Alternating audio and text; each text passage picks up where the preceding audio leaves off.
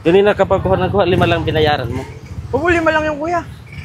Alam nyo ba mga kaayaw na isa ito sa paborito naming street food na nagsimula sa 2-3 na presyo, ngayon ay 3-5 na. Yung tipong pag kumain ka ng isa ay hindi mo mapipigilan ang sarili mong kumuha ng paulit-ulit. Pag talagang napasawsaw ka sa kanilang sawsawan na manamis-namis at nag-uumapaw sa sili at sibuyas, talaga namang makakadami ka. Uunahin mo muna kainin yung baga hanggang sa hanapin mo na yung lasa ng taba o litid. Sa sobrang sarap nga kuha ka na lang ng kuha hanggang hindi mo na matandaan kung nakailan ka na ba. Magbabayad ka ng 10 piraso, 20 na pala yung nakukuha mo. Kaya mas maganda ipunin mo muna yung stick para matandaan mo kung ilan na yung nakukuha mo. Kahit gumastos ka ng 100 piso dito ay ayos lang dahil tiyak na busog at solbang merienda nyo. Kanina kapag kuha ng kuha, 5 lang binayaran mo.